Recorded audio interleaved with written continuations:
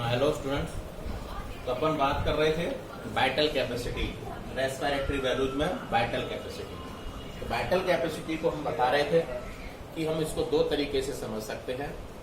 एक तो forcefully air को पहले हम रिलीज कर दें। जब फोर्सफुली एयर को आप रिलीज कर दोगे तो आपके लंग्स में केवल 1200 ml एयर बचेगी, जो लाइफ के लिए जरूरी है।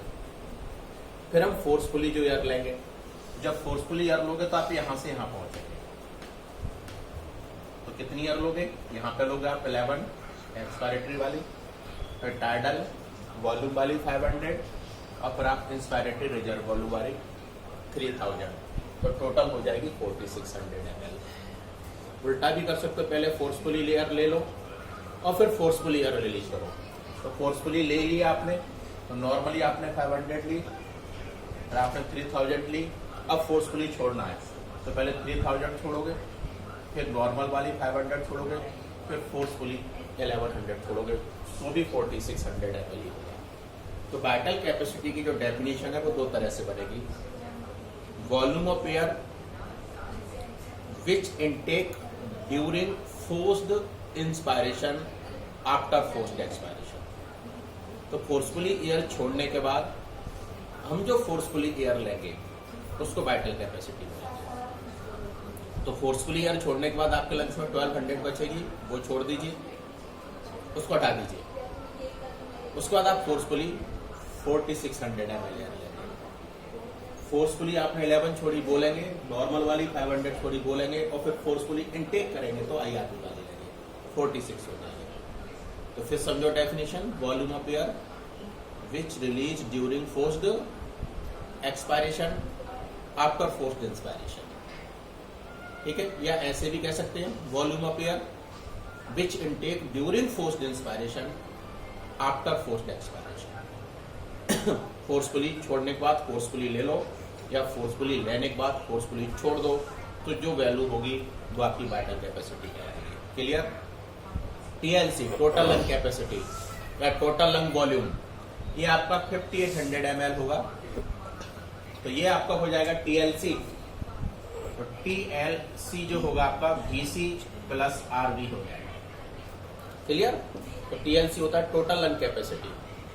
तो आपने फोर्सफुली कितनी ली थी फोर्सफुली छोड़ने के बाद? 46। और लंग्स में हमेशा 1200 ml एयर होती है, तो सबको प्लस कर दो तो हो जाएगा TLC। तो टोटल लंग कैपेसिटी की डेफिनेशन होगी volume of air which present in lungs after forced inspiration. Lung में प्रेजेंट टोटल एयर जो कि फोर्सफुली एयर लेने के बाद मिलेगी वो TLC कहलाएगी। क्लियर? फिर एक होता है बेटा डेड स्पेस।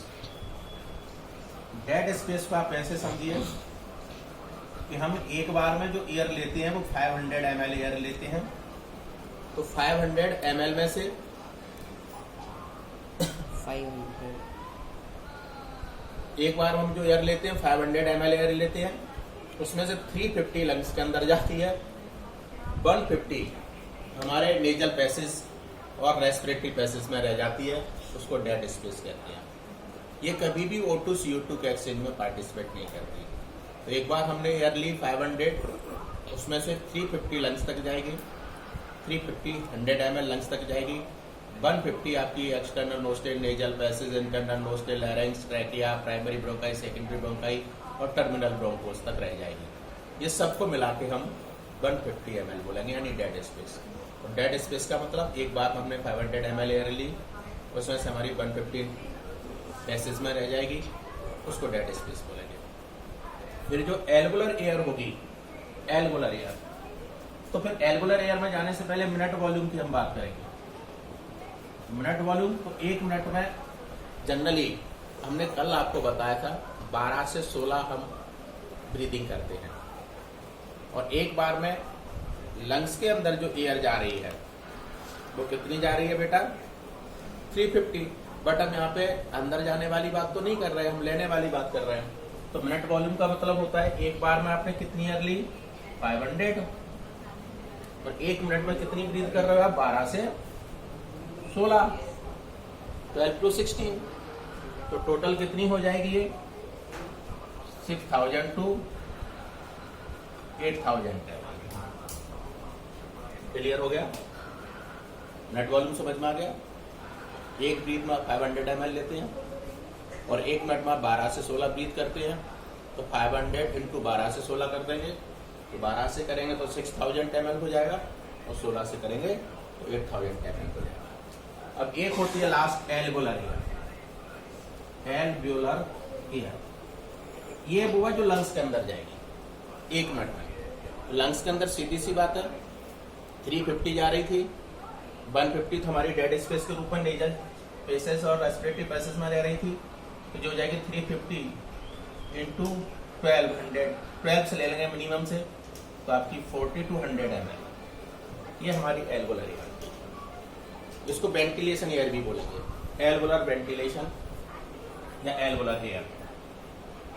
कितना है बेटा ये 4200 ml। ये समझ में आ गया कैसे आया?